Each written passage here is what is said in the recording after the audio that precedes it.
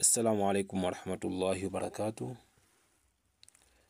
Insha Allah tunaendelea na darasa letu la hadithi kupitia kitabu kinachoitwa Bulughul Maram. Tupo katika kitabu cha 16, kitabu al-Jami', kitabu cha mjumuisho.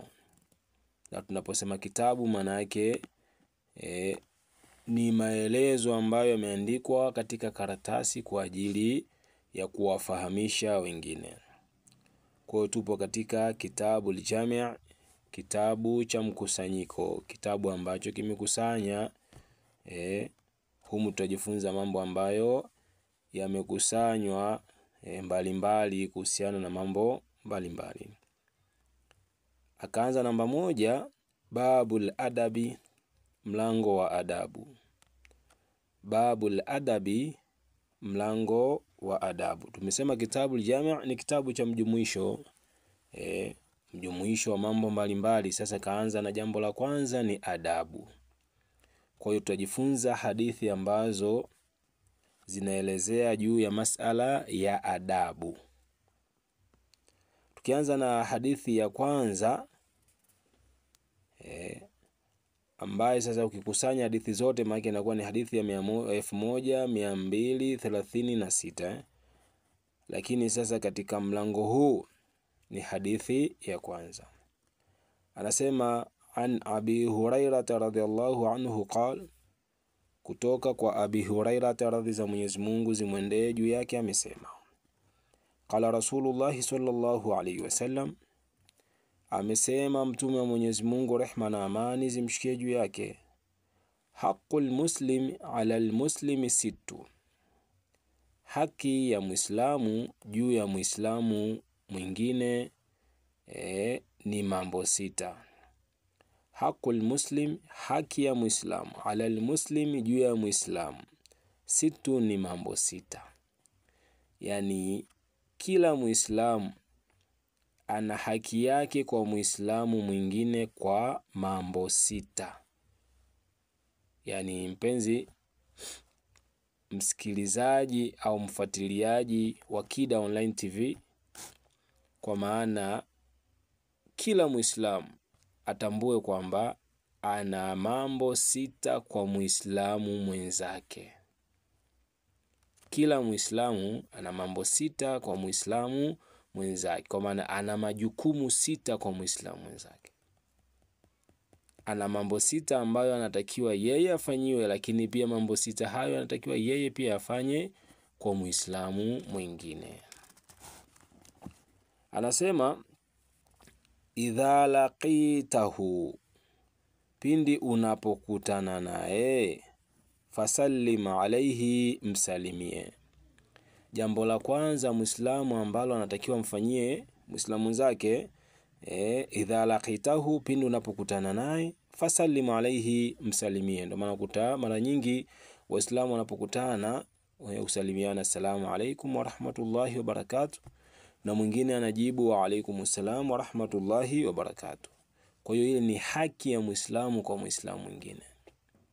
Ukimkuta Muislamu mwenzako ukashindwa kumsalimia, hususan imekuja Muislamu juu ya Muislamu, lakini jambo la salamu ni kwa mtu yoyote, hata kama akiwa si Muislamu. Unapokuta watu salimia, wajulie hali, ila sasa kwa Muislamu mwenzako manake ndio utasalimia kwa ule utaratibu ambao umewekwa na Uislamu. Lakini kwa mtu mwingine utamsalimia, mfano mtu atasalimia shikamoo, mtu atasalimia sasa hizi, mtu atasalimia hivi. Lakini katika dini, kwa maana Muislamu ukimkuta Muislamu mwenzako basi mtolee salamu. Ni haki yako wewe kumpa yule salamu, na yeye ni haki yake kupokea salamu kutoka kwako. Sasa nani anaanza salamu tutakuja kuona huko mbele. Wa idha daaka faajibuhu, na anapokuita muitikie. Ni haki ya Muislamu, kwa maana anapokuita wewe lazima umuitikie. Fulani nakuomba siku fulani je nyumbani, au nakualika katika jambo fulani, sherehe fulani, Kwa hiyo inatakiwa sasa ni haki yake yeye wewe kumpa yule. Muitikie, itikia wito. Waswahili wanasema itikia wito, kataa maneno. Itikia wito, atakapokuita nenda kasikilize alichokuitia. Au kama kashakwambia basi imekuitia labda jambo fulani, shughuli fulani, basi kama utakuwa hauko bize, haujapata dharura yoyote, basi nenda kamuitikie. Wa idha daaka, na anapokuita fajibuhu, basi muitikie. Wa idha istansahaka, na anapokutaka umpe nasaha, fansahahu, basi mnasihi. Anapotaka umpe nasaha, kwa maana anapotaka nasaha kutoka kwako, bwana nina jambo fulani hivi na hivi na hivi, naomba unishauri nifanyeje, kuna jambo hili na hili na hili, hebu nipe nasaha zako katika hili. Usije kumwambia bwana utajua mwenyewe bwana, kwani ulianza na nani jambo hilo mpaka mimi mwisho ndo niite nikushauri ni nini? Mwingine anakuambia ushauri na hela bwana, nataka nikushauri lete pesa. Siku hizi ushauri pia unalipiwa, yaani mtu kumshauri mtu analipa pesa. Mtu kumuonyesha mwenzake njia iliyokuwa nzuri, pita hivi, au katika masuala ya mafanikio, pita hivi, fanya hivi, fanya biashara hii, utatoka kimaisha. Baadhi ya watu wanataka kulipwa, bwana nilipe, nikupe plani za maisha. Kumbe ni haki ya Muislamu jua Muislamu mwingine, kwa maana bila malipo msaidie, mshauri mwenzako. Wa idha atasa, na anapopiga chafya, fahamidallaha, na akamuhimidi Mwenyezi Mungu, fashammituhu, basi mrehemu. Fashammituhu, basi mrehemu. Ndio ile mtu akipiga chafya anatakiwa aseme alhamdulillah, na umwambie yarhamukallah, na yajibu yahdikumullahu wa yuslihu balakum. Kwa hiyo mtu anapopiga chafya inatakiwa fashammituhu, basi mrehemu, ni haki yake. Sio mtu anapiga chafya unacheka. Unacheka nini? Usicheke. Au mtu anapiga chafya mwingine anasema maneno mengine tofauti yani na ile chafya. Kumbe chafya ni jambo la kheri, kwa sababu Nabii Adam alipokuwa anapuliziwa roho, maana yake ile roho ilivyokuwa inapita, basi ilivyofika maeneo karibu na pua, basi akapiga chafya. Kwa hiyo kitendo cha kupiga chafya maana yake ni asili pindi baba yetu Adam alipokuwa anaumbwa. Kwa hiyo ni kitendo cha kushukuru, kilikuwa ni kitendo kizuri. Roho inapita inaenda mpaka miguuni. Kwa anapopiga chafya basi natakiwa umtakie rehema, kwa maana mrehemu, ndio yarhamukallah. Kumrehemu mtu sio paka afe. Kumrehemu mtu maana yake kumtakia rehema. Sio kusema mrehemu tena, kwani ni marehemu yeye. Mimi zoea bwana kumrehemu mtu paka amekufa. Kumrehemu maana yake kumtakia rehema. Ila anapopiga miayo mtu, yeye anatakiwa aseme a'udhu billahi minashaitani rajim, sababu mtu anapopiga miayo shaitani huwa anamcheka. Wa idha marudha, na anapougua au anapoumwa, fa'uduhu, basi mtembelee. Tujifunze kutembelea wagonjwa hospitali, majumbani. Watu wanapoumwa, wapo katika mitihani, natakiwa tuwatembelee, tuwafariji kama wengi wanavyofanya. Wengi wana utaratibu wa kutembelea watu hospitali na kuwasaidia na hivi, kwa utaratibu ambao umepangwa na ruksa ambayo inatolewa katika maeneo hayo. Kwa hiyo watu wanapoumwa watu watembelewe, lakini pia ukisikia mwenzako anaumwa, basi mtembelee nyumbani kwake. Ila hairuhusi kukaa sana kwa mgonjwa. Kenda pale muombe dua, naye akuombe dua, nenda zako.